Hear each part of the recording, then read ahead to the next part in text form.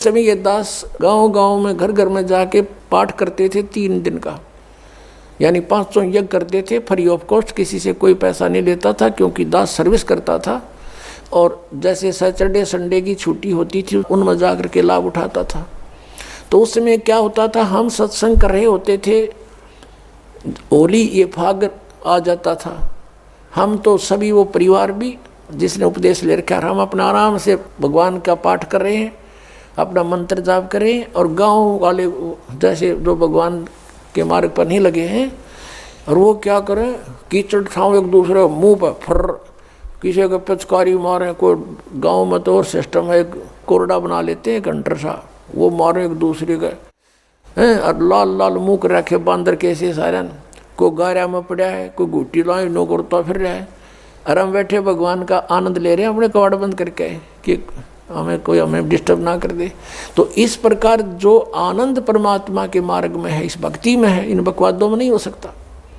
तो इस तरह की हमने नहीं करना, क्योंकि हम यहाँ के वासी नहीं हैं और यहाँ सुख नाम की चीज़ नहीं है। आज हम खुशी मना रहे, 1 मिनट में ना जाने के बिजली गिर जाए। और परमात्मा की भक्ति करेंगे, इससे हमारा बचाव बनेगा। और ये इस तरह के जो मर्यादाहीन कार्य करने से नामखंड हो जाएगा। नामखंड होते ही भगवान रुष्ट हो जाएगा, आपके ऊपर काल का अटैक हो जाएगा और आपको फिर हानि हो जाएगी। तो इस डर से हमने अपना यहाँ टाइम पास करना है और भक्ति की ख्यास करना है, भक्ति बढ़ाते रहना है। धर्म पुण्य जो भी क्रियाएं बताइए सभी करते रहना, आखिरी सांस तक करना पड़ेगा आपको। और दूसरे टाइप से जो जीवित मरना है, कि जैसे आप जी देखते हैं कि नाइट सर्विस में यानी रात्रि सेवाओं के अंदर बसों में व्यक्ति जाते हैं और फिर सुबह शाम तक वापस आ जाते हैं। वो नाइट सर्विस में किस लिए जाते हैं कि उनको बहुत आवश्यक कार्य होता है और शीघ्र करने के लिए ही वापस आने के लिए गए होते हैं कि शाम तक लौट आऊँ। और ऐसे ही एक रात्रि सर्विस में गया, रास्ते में एक्सीडेंट हो गया, वापस आना था। इतनी शीघ्रता थी उसको, इतना आवश्यक कार्य था कि वापस आना था उसको, और दुर्घटना मृत्यु होगी नाइट सर्विस में। अब वो कहाँ गई वो शीघ्रता, कहाँ गए जिसके लिए पंजे ना टक्के थे, वो क्या ले गया साथ में। जैसे आपने ऋग्वेद मंडल नंबर 9 सूक्त 96 के मंत्र 18 में आपको दिखाया कि वो परमात्मा उस तीसरे मुक्ति धाम सतलोक में रहता है। और वहाँ एक बहुत सुंदर सफेद गुम्मट के अंदर, गुम्बज उसमें रहता है, बहुत बड़े गुम्बज में। उसका यही आप गिरिदास जी कह रहे हैं, गुम्मट। गगन मंडल में गुम्मट है रंग होरी हो, जहाँ श्वेत ध्वजा फहरावे राम रंग होरी हो। उसके ऊपर सफेद ध्वजा परमात्मा का झंडा फहरा रहा है। बुद्धि वाणी से अगम है रंग होरी हो, सुरत नृत जहाँ लावे राम रंग होरी हो। अब चले हैं नीचे से, सभी शरीर के बताने लगे हैं। नाभि कमल ब्रह्मा भय रंग होरी हो, ये सर्जे विष्णु महेश राम रंग होरी हो। त्रिगुण माया बिस्तरी रंग होरी हो, और सकल परवेश राम रंग होरी हो। चंद सूरज पानी पवन रंग होरी हो, कच्छ मच्छ कूरम्ब राम रंग होरी हो। ओम मंत्र आदि है रंग होरी हो, ये रचे सकल आरंभ राम रंग होरी हो। 3 गुणन पर तखत है रंग होरी हो, 5 तत्व पर काश राम रंग होरी हो। सुर नर मुनि जन देवता रंग होरी हो, सावतरी और गौरी राम रंग होरी हो। लक्ष्मी विष्णु के संग है रंग होरी हो, कमलापति में भंवर राम रंग होरी हो। किन्नर भूत पिशाच हैं रंग होरी हो, दान्य अंत अपार राम रंग होरी हो। राक्षस कारा सा कहूँ रंग होरी हो, रचे सकल परिवार राम रंग होरी हो।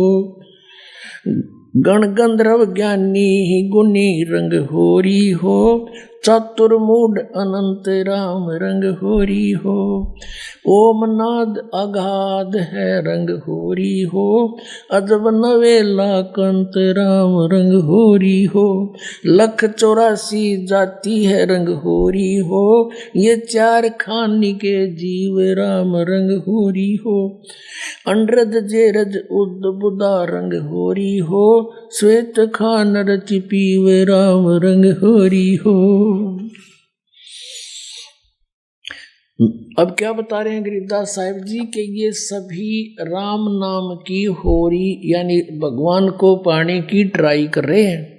सावित्री, ब्रह्मा, विष्णु, कृष्ण जी, शंकर भगवान और सभी देवता ये सभी मालिक को चाह रहे हैं, पर इनको रास्ता ठीक मिला नहीं। आत्म और परमात्मा रंग होरी हो, एक देही में 2 राम रंग होरी हो। सतगुरु मेला करत है रंग होरी हो, चलो अगमपुर धाम राम रंग होरी हो। दिल की अंदर द्वीप है रंग होरी हो, वो अगम भूमि स्थान राम रंग होरी हो। शून्य सरोवर हंस मन रंग होरी हो, वहाँ खेल फाग बसंत राम रंग होरी हो। कहते सुन सरोवर में यानी ऊपर सुन शिखर में एक सरोवर है, मान सरोवर है, और वहाँ सभी आत्माओं का पति वो एक दुल्हा यानी सतपुरुष वहाँ परमात्मा है, उसके साथ हम सब होली खेलेंगे, या नकली दुल्हों के साथ हम होली खेलते हैं। बहुत दिन बीत गए। क्या बताते हैं? सोन सरोवर अंश मन रंग होरी हो, वहाँ खेल फाग बसंत राम रंग होरी हो। विष्णु शंकर से खेल ही रंग होरी हो, ये सुर नर मुनि जन संत राम रंग होरी हो। वो दुल्हा साहेब एक है रंग होरी हो, ये दुल्हन शंख असंख राम रंग होरी हो। घाट बाट इनको पावे नहीं रंग होरी हो, वो अवगत मार्ग बंक राम रंग होरी हो। अब क्या बता रहे हैं कि सभी ये ब्रह्मा विष्णु महेश और सभी उस परमात्मा से होली खेलने के लिए फिर रहे हैं, ट्राई कर रहे हैं, और वो दुल्हा एक है सतपुरुष जिसको सभी खोज रहे हैं, और दुल्हन शंख असंख राम रंग होरी हो, वो दुल्हा साहिब एक राम रंग होरी, यानी उसी से खेलने बात बनेगी। उसी की प्राप्ति के लिए प्रयत्न करने से आपका जीवन सफल होगा। इसका कहने का तात्पर्य, आप किसी अन्य के साथ होली खेलते हो, जैसे एक तो इस यहाँ का जो त्योहार होली इससे मिलता जुलता एक उदाहरण दे रहे हैं कि जैसे आप जी अपने पति के साथ होली खेलती हैं या कोई और नाती से खेलते हैं। कहते हैं कोई तो ब्रह्मा जी को इष्ट मान कर उसकी पूजा कर रहा है, उसके होली खेल रहा है, कोई विष्णु जी से खेल रहा है, कोई शंकर जी से खेल रहा है, कोई हनुमान जी से खेल रहा है, कोई श्याम जी है, और कोई भैरव भूत बतालों से। कहते तुम इनसे होली खेल रहे हो, इसे कोई यूज नहीं। वो एक है होली खेलन जोगा सतपुरुष, उससे खेलो होली। ये नकली होली इन गिला खेलते हैं, बहुत दिन हो गए। ये विनाशवान, तुम भी मृत्यु को प्राप्त हो जाओगे। श्रीमद् भगवत गीता अध्याय नंबर 4 के श्लोक नंबर 5 और 9 में गीता ज्ञानदाता कहता है, अर्जुन तेरे और मेरे बहुत जन्म हो चुके, तू नहीं जानता मैं जानता हूं। फिर गीता जी अध्याय नंबर 2 के श्लोक 12 में कहा कि अर्जुन तू ये मत समझे कि तू और मैं और ये सभी राजा पहले ना जन्मे थे या आगे जन्म नहीं होगा, अर्थात तू और मैं और ये सभी सैनिक पहले भी जन्मे थे, आगे भी जन्म होगा। 10वें अध्याय के दूसरे श्लोक में गीता में कहा, गीता के अन्नदाता ने, कि मेरी उत्पत्ति को न ये देवता जानते न ऋषि जानते, क्योंकि ये मुझसे उत्पन्न हुए हैं। तो पिता की उत्पत्ति को संतान नहीं जान सकती, दादाजी बताया करता है। तो इस काल की उत्पत्ति परमात्मा कबीर परमेश्वर, जो सबका बाबा, सबका दादा, सबका जनक है, उसने आके बताया कि इसका भी जन्म होता। तो ये खुद कहता है 18वें अध्याय के 62वें श्लोक में कि अर्जुन, तो सर्वभाव से उसकी शरण में जाओ, उस परमेश्वर की शरण में जाओ, उसकी कृपा से तो परम शांति को और सनातन परम धाम को प्राप्त होगा। अब उस दुल्हे की ऊपर सतलोक में साकार परमेश्वर की गरीबदास जी आंखों देखा क्या बता रहे हैं। सवेत गुमट सिर सेरा रंग होरी हो, सफेद गुमट और सिर पर सेरा, जैसे दुल्ला का शेरे हुआ करे, मुकुट है मालिक का। सवेत गुमट सिर सेरा रंग होरी हो, और जलक करण अनंत राम रंग होरी हो।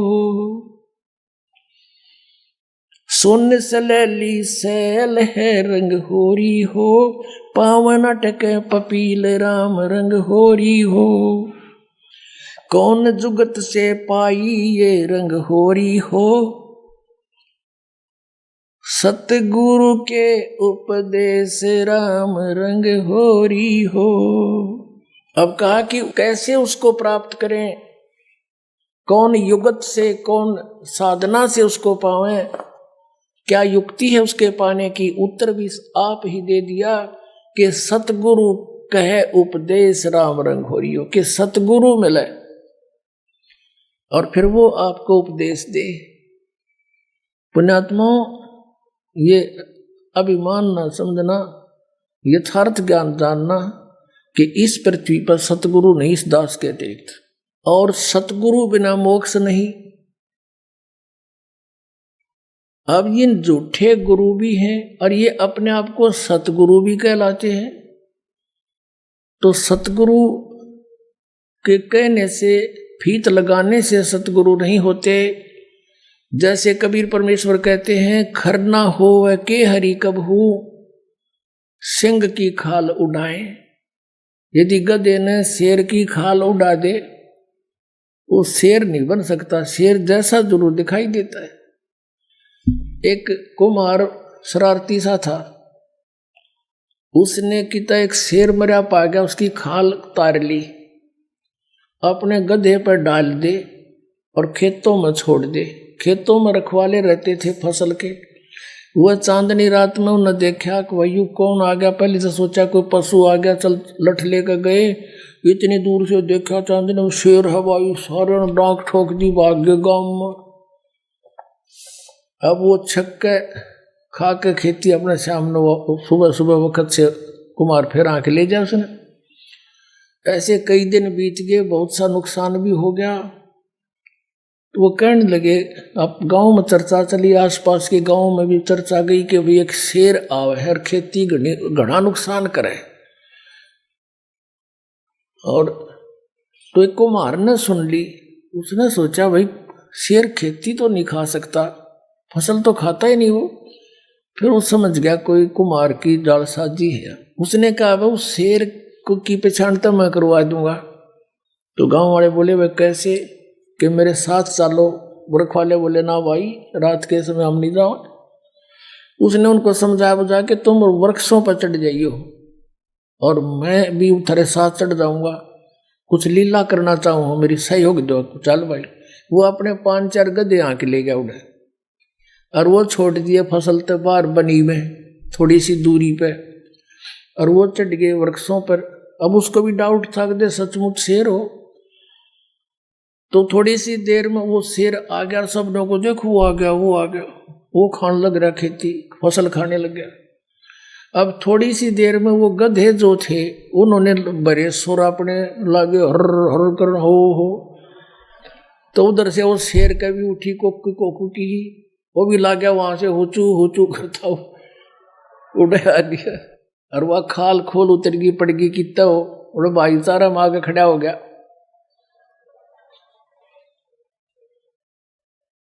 तब वो उनकी मत्स्य बदी कुमार ने तो पहचान दिया कि जो प्रतीक सागी गद आए है। नीचे उतर का आया नो बोला यो रहा थारा शेर भाई।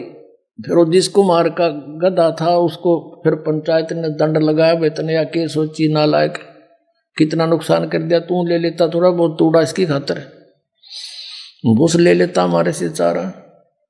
तो कहने का भाव ये है कि गधे और शेर का बोली तो बेरा पटेगा, सतगुरु का पता नकली और असली का इस ज्ञान से पता चलेगा। ये बोली है, बोली से पता चलेगा कौन सतगुरु है, कौन सतगुरु नहीं है, कौन नकली है, कौन असली है। अब क्या बताते हैं, खेचरी बूचरी चाचरी रंग होरी हो, खेचरी बूचरी चाचरी रंग होरी हो, और अकल अगोचर जान राम रंग होरी हो, उन मनी घर आसन करो रंग होरी हो, ओ पावे पद निर्वाण राम रंग होरी हो, द्वादश दल में बैठिए रंग होरी हो, उल्टा नाभ समोव राम रंग होरी हो, तिरकुटी भंवर गुंजार ही रंग होरी हो, और स्वर्ण कलश को है रंग होरी हो, अमृत धारा बरस ही रंग होरी हो, ये पीव संत सुजान राम रंग होरी हो।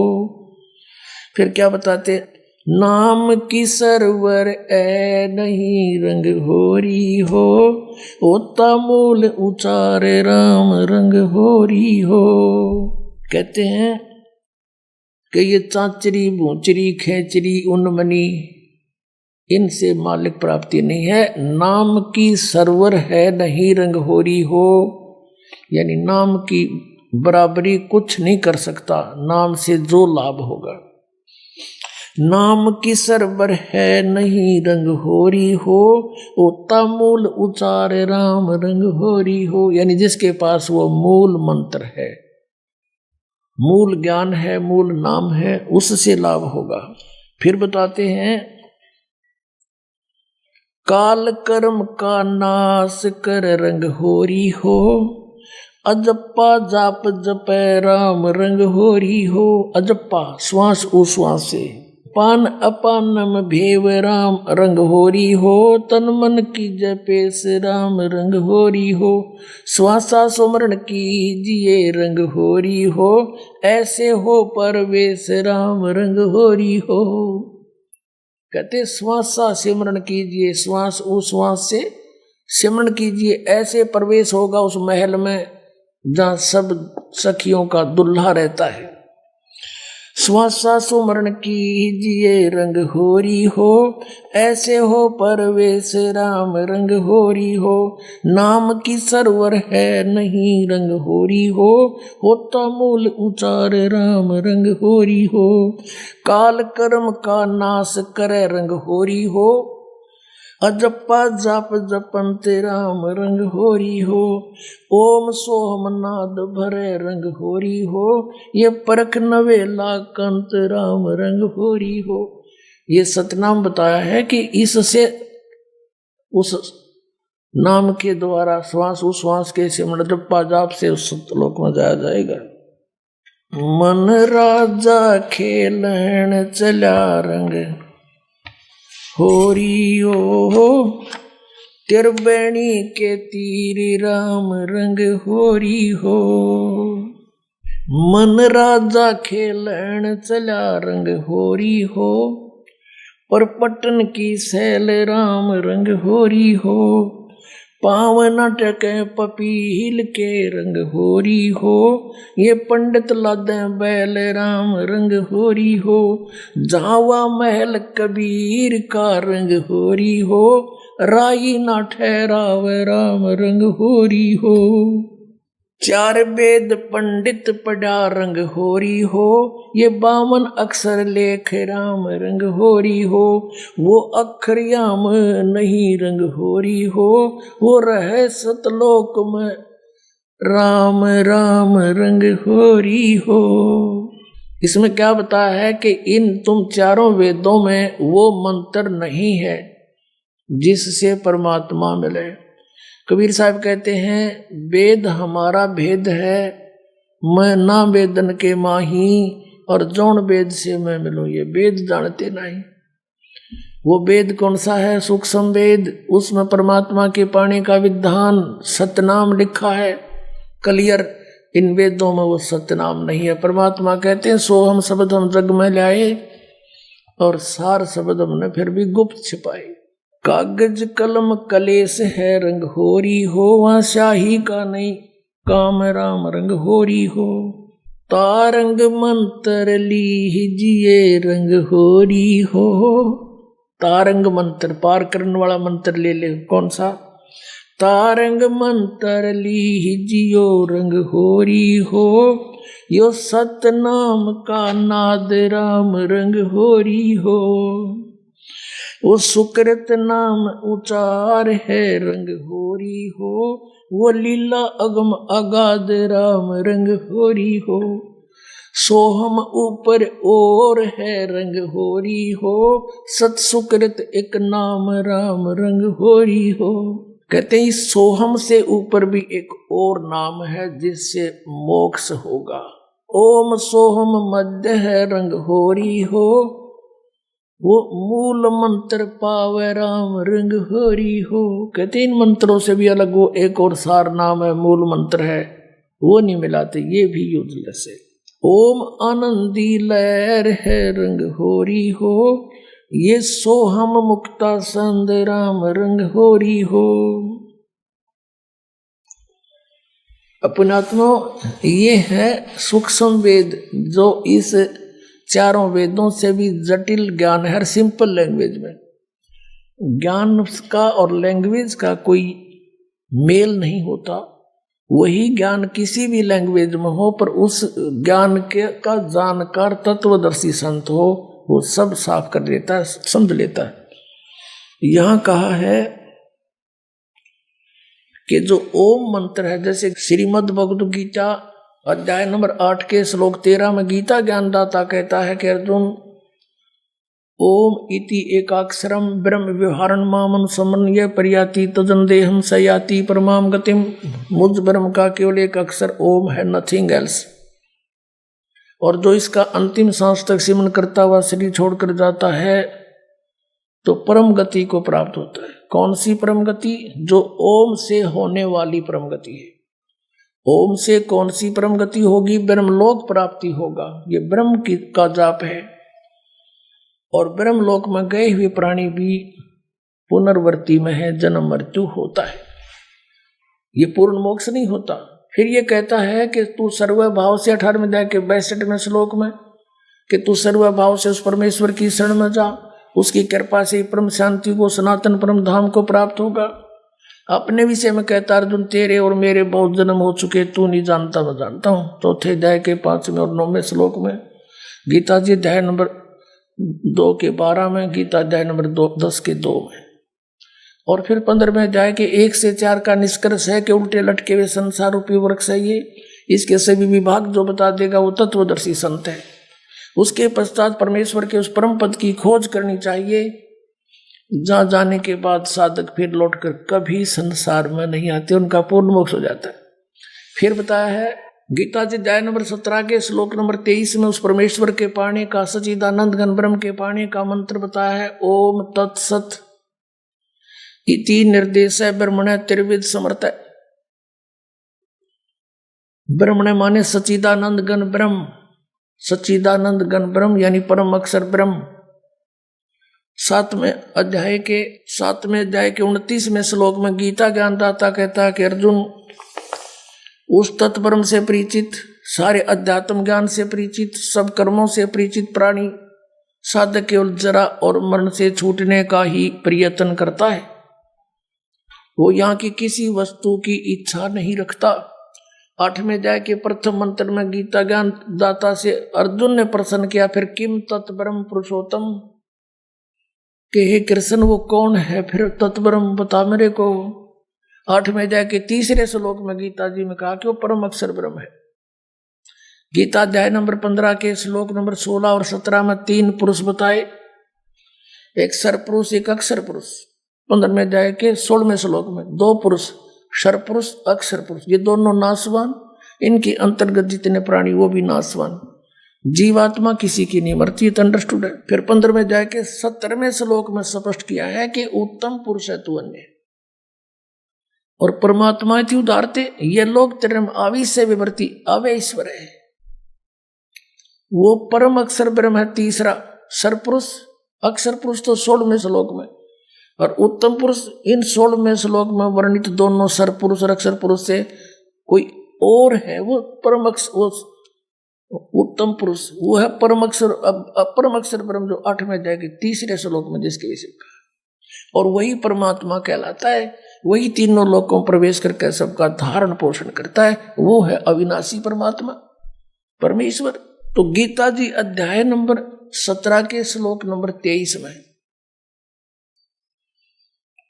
इन 3 पुरुषों का मंत्र न्यारा न्यारा बताया।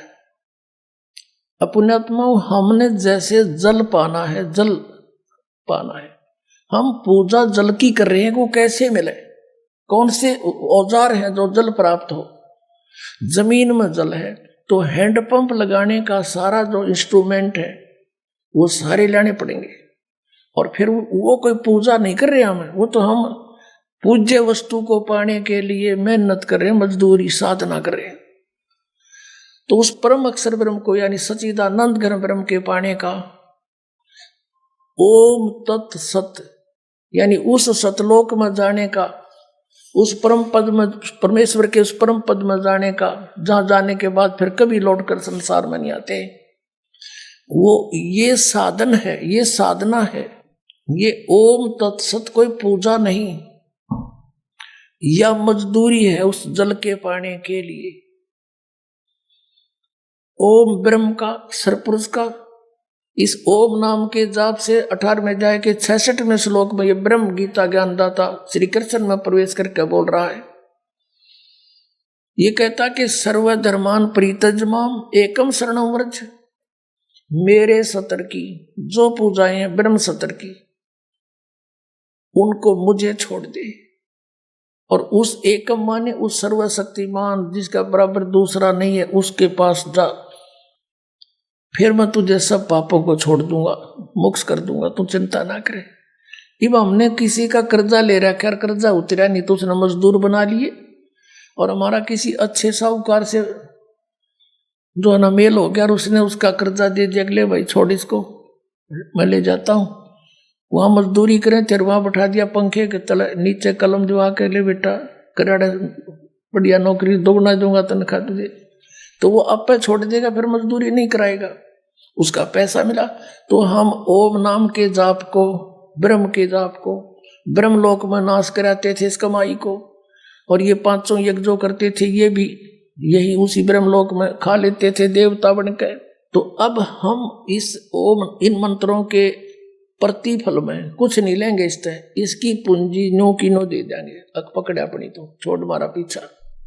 18वें अध्याय के 66वें श्लोक का ये अर्थ है कि गीता ज्ञानदाता कहता कि मेरे सतर की सभी धार्मिक पूजाएं सर्वधर्मान परित्यज्यमाम एकम शरणं व्रज, मेरे सतर की सब पूजा मुझे छोड़ दे, उस एक जिसके बराबर दूसरा नहीं, उस परम अक्षर ब्रह्म की शरण में जा। अरे इन्होंने व्रज माने आना कर रखा सारे अनाड़िया ने, किसी ने कख का पता नहीं था, सारा सदग्रंथों का अनर्स कर डाला, भोली जनता को गुमराह कर दिया। और इंग्लिश वर्ड का अर्थ गो हो कोई, उसका अर्थ कोई कम कर दे, आना कर दे, कितनी बुद्धिमता करी उसने।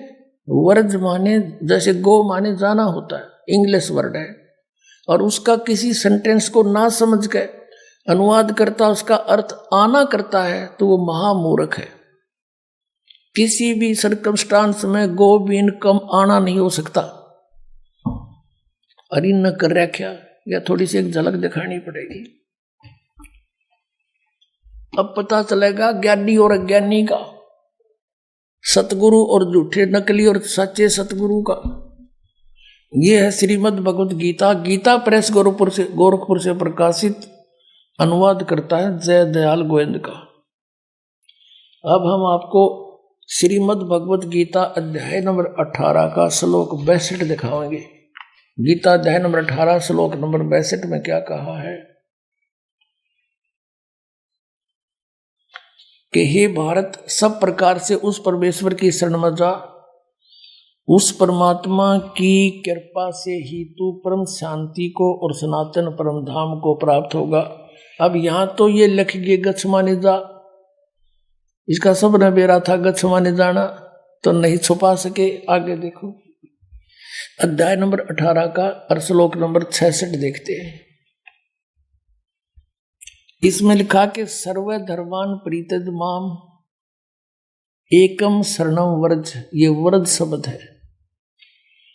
अहम तवा सर्व पापेभ्या मोक्षामि मा शुच, ये गीता ज्ञानदाता कहते। इन्होंने क्या अनुवाद किया है कि संपूर्ण धर्मों को अर्थात संपूर्ण कर्मों कर्तव्य कर्मों को मुझ में त्याग कर तू केवल एक मुझ सर्वशक्तिमान सर्वधार की शरण में व्रज माने आ जा। ये देखा बैठा बैठा रखे ने, मैं तुझे संपूर्ण पापों से मुक्त कर दूंगा, तू शोक मत कर। अब ये कह मेरी शरण में आ जा, गीता जी अध्याय नंबर 2 के और श्लोक नंबर 7 में अर्जुन तो पहले कहे मैं तो आपकी शरण में हूं और मेरी बुद्धि इस काम करना छोड़गी। ये देखिएगा अध्याय नंबर 2 का और श्लोक नंबर ये 7 है, ये 7 नंबर श्लोक है। इसमें कहा है कि कायरता रूप दोष से अपहत हुआ स्वभाव वाला धर्म के विषय में मोहित चित हुआ मैं आपसे पूछता हूं, जो साधन निश्चित कल्याणकारक हो वह मेरे लिए कहिए, क्योंकि मैं आपका शिष्य हूं, इसलिए आपके शरण हूं, मुझको शिक्षा दीजिए। अब ये कहे कि तू मेरी शरण में आ जा तो नहीं जची बात। अर्जुन तो पहले कहे मैं तो आपकी शरण हूं, आपका शिष्य हूं, मेरी बुद्धि काम नहीं करती, मेरे कल्याण में जो उचित हो वो बता दे। अब यहाँ फिर नो कहे कि मेरी शरण में आ जा, यानी जच्ची। और 18 जाए कि 62 श्लोक में सपट कहा है कि उसकी शरण में जा। अब कोई ये कहता है इनसे कि वो भगवान श्री कृष्ण किसकी शरण में जाने को कहता है, कहता अपनी शरण में कह रहा है। इन नोटकलबाजी मार रखी थी। अब ये आपने देखा गीता प्रेस गोरखपुर से प्रकाशित पुस्तक जिसमें व्रज माने आना लिख रखा है, जबकि व्रज माने जाना होता है। आपको शब्द कोश दिखाता हूं, संस्कृत हिंदी कोश। ये कौन है, इसका संग्रह करता वामन शिवराम आपटे, और ये यहां से छपा है मोतीलाल बनारसी दास पब्लिशर्स प्राइवेट लिमिटेड दिल्ली से। इसमें दिखाते हैं आपको, ये देखिएगा वर्ज,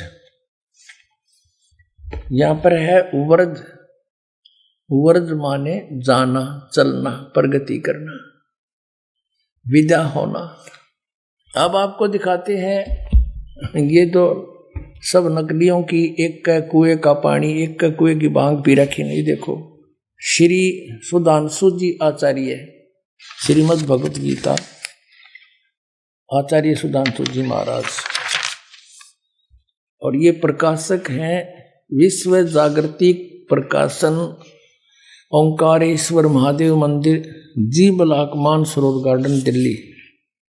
यहां से ये इनके प्रकाशक हैं मुद्रकगंज के। ये है 18वें अध्याय का 66वां श्लोक, 18वां अध्याय और 66वां। सर्व धर्मान प्रीतज माम एकम शरणं व्रज, अहम तवा सर्व पापेभ्यो मोक्षामि मा शुच। संपूर्ण धर्मों का आश्रय छोड़कर तू केवल मेरी शरण में आ जा। ठीक है, ये तो सुधांशु जी। और अब देखो आसाराम जी, ये है श्री आसाराम जी के आश्रम से अनुवादित और प्रकाशित संत श्री आसाराम जी आश्रम अहमदाबाद, ये यहां से छपी है। श्री योग वेदांत सेवा समिति, संत श्री आसाराम जी आश्रम, संत श्री आसाराम जी बापू आश्रम, मार्ग, अहमदाबाद। इसके दिखाते हैं। ये है 18वां अध्याय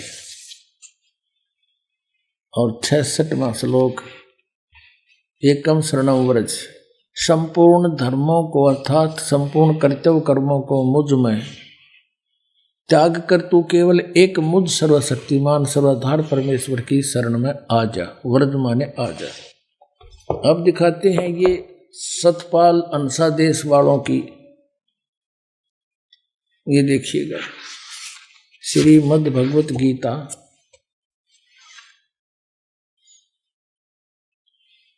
अनुवादक है ब्रह्मलीन महात्मा सत्यानंद, महात्मा सर्वज्ञानंद आदि, संपादक अंसादेश, प्रकाशक मानव उत्थान सेवा समिति 2/12 पंजाबी विभाग नई दिल्ली से।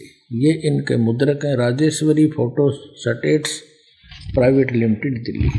और इनका देखना, इन्हें तो कति इकट्ठा काम कर रखा है, 3-3 4-4 इकट्ठे के सीट रखे। ये तो सिर्फ अपनी पुस्तकें बनाकर बेचना ही उद्देश्य रखते थे। ये देखिएगा, ये है अष्टदशो अध्याय 18वां अध्याय। और यहाँ पर है सर्व धनमान प्रीतज माम एकम शरणं व्रज अहम तवा सर्व पापे मोक्षयामि मा शुच। ये 3-4 का इकट्ठा इन्होंने अनुवाद कर रखा है। ये देखना अगले पृष्ठ पे, इसमें लिखा है कि सर्व धर्मों के कर्मों को छोड़कर केवल मेरी शरण में आ जा। ठीक। पुण्यात्माओं, एक और कमाल दिखाऊंगा आपने। इन शर्म भी ना आई। ऊपर तो लिख रहे हैं व्रज माने जाना, मीनिंग मत सही लिख रहे हैं, और अनुवाद में फिर घुमाना। देखो देखो कमाल की बात, चौड़े में झूठ बोल रखी ने। ये है श्रीमद् भगवत गीता यथारूप। और कहां से छपी है? कृष्ण कृपा मूर्ति श्रीमद् एसी भक्ति वेदांत स्वामी प्रभुपाद संस्थापक आचार्य अंतर्राष्ट्रीय कृष्ण भगवान अमृत संघ। एस्कॉन वाले बोल रहे हैं, एस्कॉन वाले। और इन्होंने लिखा है कि विश्व में सबसे अधिक इस संस्था की पुस्तक बिकती है। यह देखना, ये आपको सुना दिया। द्वारा किसके द्वारा अनुवादित है? कृष्ण कृपा श्री मूर्ति श्रीमद् एसी भक्ति वेदांत स्वामी प्रभुपाद संस्थापक आचार्य अंतर्राष्ट्रीय कृष्ण भगवान अमृत संघ। और यहां से ये और छपी है। ये भक्ति वेदांत बुक ट्रस्ट, ये बड़े दूसरे देशों में भी, Los Angeles, London, Stockholm, Sydney, Hong Kong, Mumbai. अब हम अपने मतलब का काम देखेंगे। ये है 18वां अध्याय। 18वां अध्याय और श्लोक नंबर 66 यहां से शुरू होता है। सर्वधर्मान परित्यज माम एकम शरणं व्रज अहम तवा सर्व पापे भ्यो मोक्षामि मा शुच। इसका अनुवाद किया है यहाँ पर। देख कमाल कर रखे इन्होंने। ये है शब्दों के अर्थ। सर्वधर्मान समस्त प्रकार के धर्म, परित्यज माने त्याग कर, परित्यज्य माने त्याग कर, माम माने मेरी, एकम माने एक मात्र, शरणम माने शरण में, व्रज माने जाओ। ठीक है, या तो बिल्कुल सही लिखा है इन्होंने, बुद्धिमता दिखाई। व्रज माने जाना और मेरी शरण में जाओगा। अर्थ क्या है? अब यहां देखना, ये अनुवाद है इनका। समस्त प्रकार के धर्मों का परित्याग करो और मेरी शरण में आओ। अरे वाह शेरो, या तो जाना और यहां घुमाना। अरे वाह बुद्धिमानो, ताला पाड़ दिया। अब देखो नक्की से डले डवा रखे जनता पे भगवान, या इसी मोटी पुस्तक बना रखे गीता जी। एवढे गीता या अरे 1 घंटे का प्रवचन, इसके सारा निर्णय हो जाता। दास आपके समक्ष करा रूबरू। इन अड़ंगे को छुपाने के लिए अपने ज्ञान को किसी मोटी पुस्तक या बना रखी साधक संजीवनी। और इस 18वें अध्याय के 66वें श्लोक को एक सीधा अर्थ जाना, इसका ना समझ माने से इसको उल्ट सुड अड़गम सड़गम कर इसके को 12 पृष्ठ पर रखे अपने अज्ञान को और ज्ञान बनाने के लिए। बता गोबर का हलवा बन सके कभी? इन तो अड़ंगा कर दिया। ऐसे बढ़िया सदग्रंथ का इन्होंने अड़ंगा कर डाला, रच करके देखिएगा। ये है साधक संजीवनी। ये किसके द्वारा है? श्री राम सुखदास। श्री राम सुखदास है इसके अनुवाद करता, तो बड़े महापुरुष माने जाते हैं। और देखना, स्वामी राम सुखदास से इसके अनुवादक हैं। और कहाँ से छपी है? गीता प्रेस गोरखपुर, ये यहाँ से छपी है। अब इसके आते हैं उसी स्थान पर। ये देखिएगा, हे भगवान कबीर ये माया अटपटीक सब गट आनड़ी, किस किस न समझाऊं या कुआ भांग पड़ी। 18वें अध्याय का 66वां श्लोक यहाँ से है। क्या लिखा है? सर्वधर्मान परित्यज माम एकम शरणम व्रज अहम तवा सर्व पाप्यो भो मोक्षामि मा शुच। यहाँ देखिएगा, संपूर्ण धर्मों का आश्रय छोड़कर तू केवल मेरी शरण में व्रज माने आ जा। वाह जी वाह। अब देखो, ये है 1200 पृष्ठ से शुरू किया इन्होंने। इस व्रज माने जाने को आना अड़ंगा करने के लिए यहां से शुरू करी थी बकवाद इसने। देखकर कितने छोटे छोटे अक्षर हैं, अखबार के से, समाचार पत्र जैसे, और कितनी बढ़िया पुस्तक देखिए। मेरी एक गिट भी छोटी रह जाए, ये देखो। और फिर भी 2 इंच बच गई। और चौड़ाई देखो, ये देखो, तेरा गजब, वो तेरा भला हो, ये भगवान यहाँ पर आकर टके हैं। देख, 1200 से शुरू किया इन्होंने अड़ंगा अड़ा करना। बता। और फिर यहाँ आके ये 1217 पर 17 पृष्ठ, वो तेरा गजब हो, 1217 पर यहाँ तक ये चल रहा है। 18वें अध्याय का 66वां श्लोक। यशोदा मैया दाऊद जी कहते हैं। ये बता इसका क्या लिंक था? आने और जाने में यशोदा मैया कितना है इसमें? मूर्ख बना रहे, ये मारे बना गए यशोदा मैया। सारे भूत बनवा दिए हमारे। अब गीता जी में कहीं भी नहीं लिखा हरे राम कृष्ण कृष्ण हरे हरे राधे राधे श्याम मिला दे। है ये कोई मंत्र? ये कहाँ से लाइए? शास्त्र विदिता का मनमान आचरण है। और गीता जी अध्याय नंबर 16 के श्लोक 23 में कहा कि शास्त्र विधि को त्याग कर जो मनमान आचरण करते हैं उनको ना तो सुख हो, ना उनकी गति हो, ना कोई सिद्धि प्राप्त हो, यूजलेस। फिर कहा कि अर्जुन इससे तेरे लिए करते की अवस्था में सदग्रंथ ही प्रमाण है, उनसे बाहर कोई भी मंत्र जाप मत कर लिए, ना तो बिरान माटी हो जाएगी। और ये सारे इस्तेमाल करा आउट ऑफ सिलेबस पढ़ा रहे हमारे को। एक और दिखाते हैं, बहुत बड़े विद्वान माने जाते थे डॉक्टर सर्वपल्ली राधा कृष्णन, कहते इस जैसा विद्वान तो धरती पर नहीं हुआ। ये देखो, ये है इसके राइटर, अनुवाद करता। ये हिंदी पॉकेट बुक से छपी है। विश्व विख्यात दार्शनिक डॉक्टर सर्वपल्ली राधा कृष्णन के अंतर्राष्ट्रीय ख्याति प्राप्त गौरव ग्रंथ। अब इस गौरव ग्रंथ में देखेंगे, ये देखो, सर्व 66वां श्लोक 18 में जाएगा। सर्वधर्मान परित्यज माम एकम शरणं व्रज। सब कर्तव्यों को छोड़कर तू केवल मेरी शरण में आ जा। ये देख लो, विश्व विख्यात विद्वान। एक और दिखाता हूँ आपको, एक नया इंजीनियर पा क्या था इस गीता के अनुवाद में।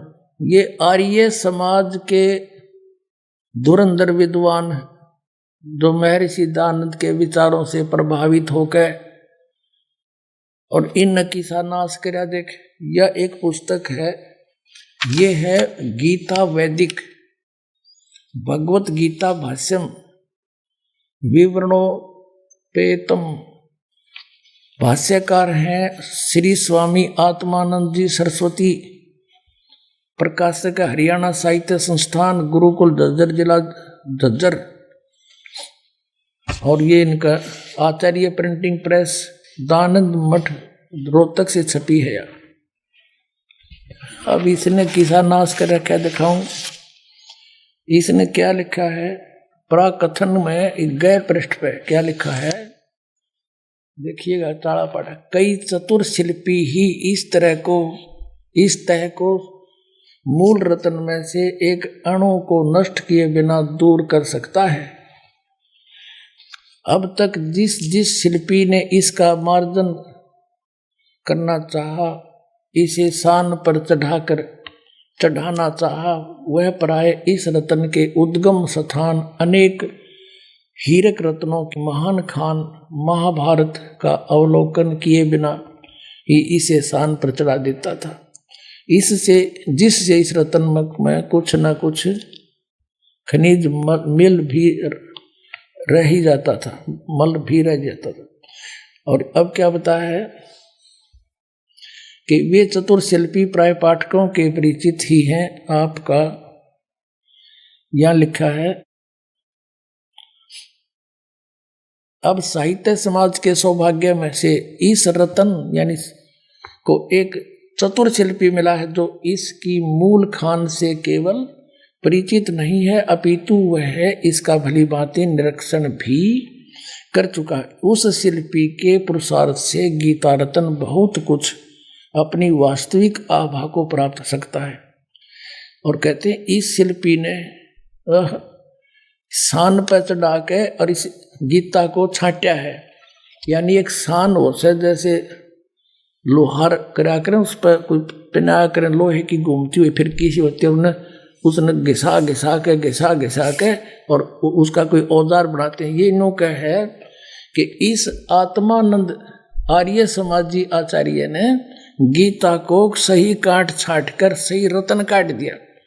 इसने 700 श्लोकों में से 200 श्लोक सेलेक्ट किए। नो कहे ये 200 श्लोक हैं बस ये गीता में, बाकी तो रिजेक्टेड है। ये देखिए इसका अकल कहां तक कितनी तरह सारे की बिजली पड़ रही है इनमें। अब ये क्या बताता है, अब थोड़ा सा हिंट दूंगा अपना, मैं घना तो इतना समय नहीं इनको बर्बाद करने का। ये क्या बताता है, गीता में प्रक्षेप यानी मिलावट है गीता में। यूनो का है आत्मानंद 9, 10, 11 और 12 अध्याय ये सारे मिलावट हैं। 9वें अध्याय के प्रथम श्लोक को छोड़कर और 9वां 10वां और 11वां और 12वां सभी अध्याय प्रक्षिप्त हैं, इनमें मिलावट से। अच्छा ये देखिए 13वां अध्याय, इसमें 13वें अध्याय के प्रथम से लेकर 6 श्लोक प्रक्षिप्त है। ये तो मिलावट से, बाकी ठीक से। अब चतुर्दश अध्याय का 14वां अध्याय, 14वें अध्याय में 2रा, 3रा और 4था श्लोक प्रक्षिप्त है, बाकी ठीक है। अच्छा और देखिए इसमें पंचदश अध्याय, इसमें पंचदश अध्याय 15वां अध्याय सारा ही नकली है। वारे शेर, अब इसने काट कर या बना दी पहलवान ने, देख या गीता बना दी। इसने तो इसी मोटी बनाई थी या बालक पर भी ना उठे, यूं चला ठीक है। इसने बना दिया कॉमिक्स, नौकैया ओके है। एक राजा ने मकान बनाना था, एक मंत्री की ड्यूटी ला दी वजीर की। वजीर ने बहुत बढ़िया कारीगर ढूंढा, खाती कारीगर, उससे कहा भी तो बढ़िया मकान बना दे राजा का, और ओके सामान ला दिए, पैसे की चिंता मत करना, कहते मेरा बड़ा हट मरवा दे। मिस्त्री बोला जी ठीक है।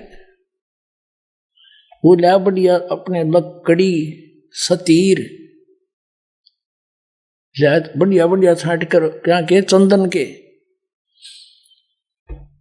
एक बहुत बढ़िया सतीर लाया था, वुडन बीम, और अच्छा 20 फुट लंबा, 17-18 फुट लंबा, और अच्छा ऐसा मोटा और बहुत सुंदर। और कड़ी वड़ी ले आया, और रात तय लाग गया चढ़ाई करने। उस कड़ी और सतीर को रखवा के एक और दूसरे मकान में राजा के में मंत्री ने सोचा भाई राजा का काम है और कहीं कोई चीज त्रुटि युक्त ना हो, किसी और मिस्त्री ने कारीगर ने और दिखा लूं। पूछा भाई कोई अच्छा सा कारीगर हो, जानकार हो लकड़ी के बारे में। पता चला जी ऐसे ऐसे है, तो उसको बुलाया और कारीगर को, उसको आके देखा भी देखना ये कड़ी लाए हैं, ये सतीर लाए हैं, ओके है कि नहीं। अब उसने सोची जैतने ओके कह दी तो उस कारीगर की महिमा बन जाएगी। ने बोला जी इस सतीर में तो बहुत नुक्स है, ये तो देख गुणीय में को नहीं नो और नो है। अब वजीर ने सोची भाई बात बिगड़ गया तो फिर राजा डांट मारेगा। ने बोला जी इसने गुणीय में कर दे। वो रंदा ले रहा था साथ में, दे गदाए गद, दे गदाए गद, एक एक इंच तार दिया चारों तरफ से। ने बोला जी देख वो चमक गया। और वजीर ने सोचा भाई जमात तो बहुत बढ़िया बन गया भी। उसने सोची एक और ने दिखा लो कदे फिर भी चूक रहेगी वो, एक और ढूंढ लिया बढ़िया सा। उसने पूछा भाई वो सतीर ठीक है? बोला ना जी तो कति खराब है, बांगा टेढ़ा है। बोला वह कर ठीक है।